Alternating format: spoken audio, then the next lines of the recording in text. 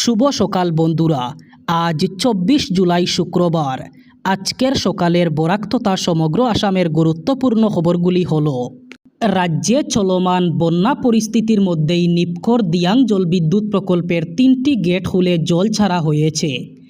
এর জেরে গোলাঘাট সহ নিম্ন অসমের বিস্তীর্ণ এলাকায় নদ নদীর জলস্তর আরও বাড়তে পারে বলে আশঙ্কা তৈরি হয়েছে। পরিস্থিতি মোকাবিলায় প্রশাসন নদী তীরবর্তী এলাকার বাসিন্দাদের সতর্ক থাকার আহ্বান জানিয়েছে।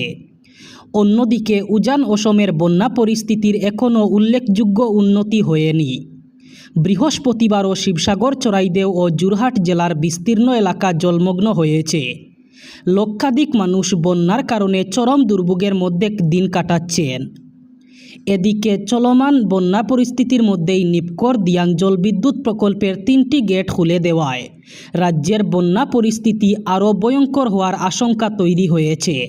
আসন্ন জনগণনা 2027কে সামনে রেখে হাইলাকান্দি জেলা প্রশাসন শিক্ষক এবং জনগণনার কাজে নিযুক্ত সরকারি কর্মীদের জন্য বিশেষ নির্দেশিকা জারি করেছে।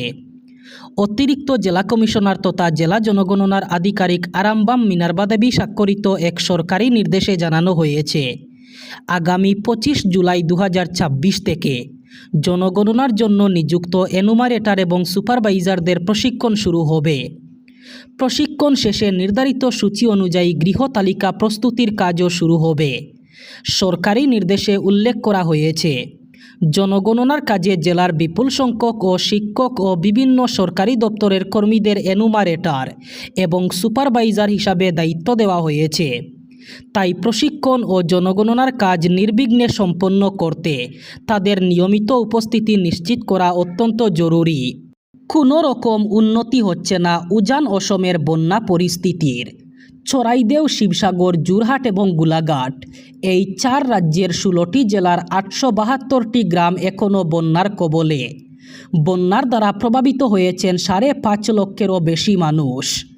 71টি সাহায্য শিবির এবং 202টি সাহায্য বিতরণ কেন্দ্রের মাধ্যমে সাহায্য অভিযান অব্যাহত।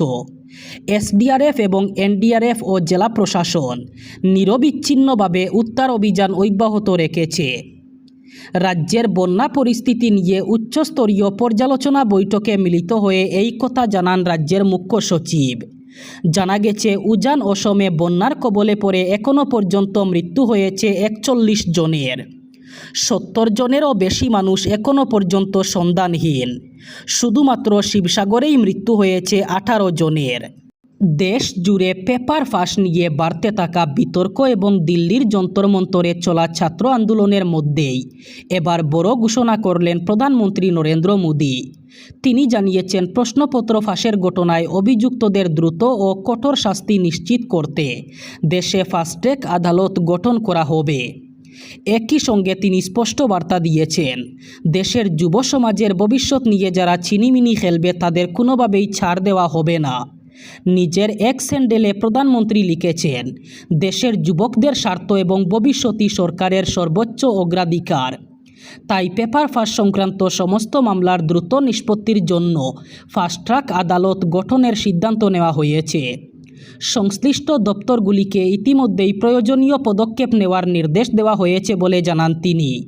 প্রধানমন্ত্রী বলেন, শিক্ষার্থীদের স্বার্থ রক্ষা এবং পরীক্ষা ব্যবস্থার প্রতি মানুষের আস্থা ফিরিয়ে আনতে সরকার একের পর এক পদক্ষেপ নিচ্ছে। হরমুজ প্রণালীকে আগের অবস্থায় ফেরাতে দেব না। ইরানকে যদি অপরিশোধিত তেল বিক্রি করতে না দেওয়া হয়, তাহলে কোনো উপসাগরীয় দেশকেই তেল বিক্রি করতে দেব না। ঠিক এই ভাষাতেই আমেরিকাকে হুঁশিয়ারি দিলেন ইরানের সংসদের স্পিকার ও প্রধান আলোচক মোহাম্মদ বাগের গালিবফ। গালিবফ তার এক স্যান্ডেলে লিখেন, যেখানে আমরা তেল বিক্রি করতে পারবো না সেখানে অন্য কাউকেও তেল বিক্রি করতে দেওয়া হবে না। আমাদের নিরাপত্তা নিশ্চিত না হলে কোনো পরিকাঠামোরই নিরাপত্তা থাকবে না। হরমুজ প্রণালীর নিরাপত্তা নির্ভর করছে মার্কিন বাহিনীর সরে যাওয়ার উপর। আমরা বারবার বলেছি, এই প্রণালীর পরিস্থিতি আর যুদ্ধ পূর্ববর্তী অবস্থায় ফিরে যাবে না। এদিকে একটানা 12 দিন ধরে ইরানে গোলাবর্ষণ করেছে ওয়াশিংটন। মার্কিন সেনা সেন্ট্রাল কমান্ড একটি বিবৃতিতে জানিয়েছে, হরমুজে চলাকালীন বাণিজ্যিক জাহাজ এবং নিরীহ নাবিকদের নিশানা করছে ইরান। ইন্টারনেট বন্ধ, তবুও চালাচালি হচ্ছে মেসেজ। দিল্লিতে ককরোচ জনতা পার্টির প্রতিবাদীরা এভাবেই যোগাযোগ রাখছে বলে নজরে এসেছে দিল্লি পুলিশের। যন্তর মন্তরের মতো জায়গায় নেটওয়ার্ক পরিষেবা বন্ধ করে দেওয়ার পরও কীভাবে সম্ভব হচ্ছে মেসেজ আদান প্রদান? জানা যাচ্ছে এর নেপথ্যে রয়েছে কিছু অ্যাপ, যার সাহায্যে ইন্টারনেট ব্লকিং কিংবা মোবাইল নেটওয়ার্ক বন্ধ থাকার মতো পরিস্থিতিতেও দিব্যি মেসেজ করা যাচ্ছে। এক সর্বভারতীয় সংবাদ মাধ্যমে প্রতিবেদন অনুযায়ী পুলিশের সন্দেহের তীর ব্লুটুথ নির্ভর পরিষেবাকারী অ্যাপের দিকে। যদিও এখনও পর্যন্ত নিশ্চিত করে কিছু বলা যায়নি, তবে প্রাথমিকভাবে এমনটাই মনে করা হচ্ছে। হোয়াটসঅ্যাপ, সিগন্যাল, টেলিগ্রামের মতো অ্যাপের ক্ষেত্রে মোবাইল ডেটা কিংবা ওয়াইফাই দরকার, কিন্তু অফলাইন মেসেজিং অ্যাপগুলি ব্যবহার করে ব্লুটুথ লো এনার্জি প্রযুক্তি। সংসদ ভবনের অভিমুখে ককরোচ জনতা পার্টির আন্দোলনকারীদের উপর পুলিশের অতিরিক্ত বল প্রয়োগের অভিযোগে উত্তাল হল আদালত কক্ষ।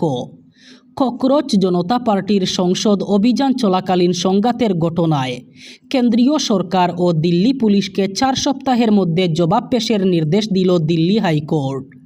প্রধান বিচারপতি ডিকে উপাধ্যায় এবং বিচারপতি চেজস কারিয়ার ডিভিশন বেঞ্চ স্পষ্ট জানিয়ে দিয়েছে, পুলিশি অভিযানের সমস্ত সিসিটিভি ফুটেজ, ভিডিওগ্রাফি এবং আনুষঙ্গিক নথিপত্র অবিলম্বে সংরক্ষণ করতে হবে। শুনানির শুরুতে আবেদনকারীদের পক্ষের আইনজীবীরা কাঠগড়ায় তুলেন দিল্লি পুলিশকে। সিনিয়র আইনজীবী এন হরিহরন ও বিকাশ সিং সওয়াল করেন, শান্তিপূর্ণ জমায়েত ও প্রতিবাদের মৌলিক অধিকার ক্ষুণ্ণ করা হয়েছে।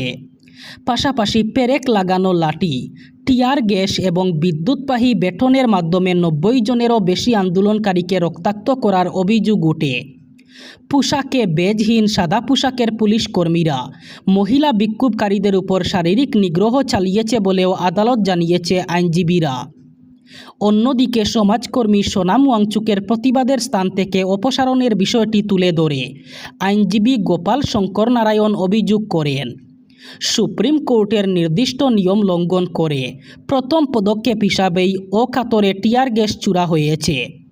এমনকি আন্দোলনকারীদের ফাঁসাতে আগে থেকেই ইটপাথর ভর্তি গাড়ি এনে রাখা হয়েছিল বলে অভিযোগ।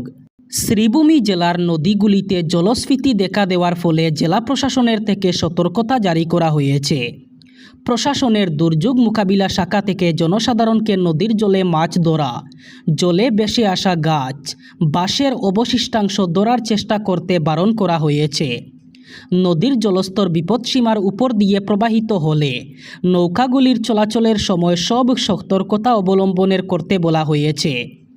জলস্তর আরও বৃদ্ধি পেলে বৈদ্যুতিক লাইনের নিচে দিয়ে যাতায়াত সময় সতর্কতা অবলম্বন করতেও প্রশাসন থেকে আবেদন জানানো হয়েছে।